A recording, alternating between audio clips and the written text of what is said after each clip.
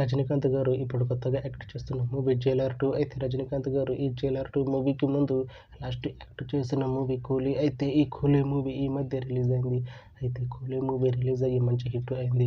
అయితే కూలీ మూవీతో రజనీకాంత్ గారికి ఒక మంచి హిట్ వచ్చింది.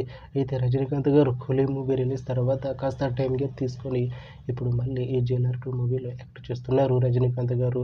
చూడాలి రజనీకాంత్ గారికి ఈ జైలర్ 2 మూవీతో కూడా ఇంకొక మంచి హిట్ తనకి వస్తుందా లేదా అనేది మనం ఈ జైలర్ 2 మూవీ రిలీజ్ అయ్యాక చూడాలి. అయితే జైలర్ 2 మూవీలో మిర్నా మీనన్ గారు యాక్ట్ చేస్తున్నారు. అయితే మిర్నా మీనన్ గారు ఈ జైలర్ 2 మూవీకి ముందు లాస్ట్ యాక్ట్ చేసిన మూవీ జైలర్. అయితే జైలర్ మూవీ రిలీజ్ అయ్యి 2 years అయిపోయింది.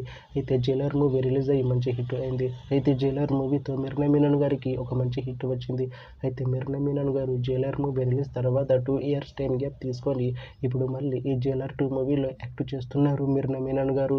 చూడాలి మిర్నా మీనన్ గారికి ఈ జైలర్ 2 మూవీతో కూడా ఇంకొక మంచి హిట్ తనకి వస్తుందా లేదా అనేది మనం ఈ జైలర్ 2 మూవీ రిలీజ్ అయ్యాక చూడాలి.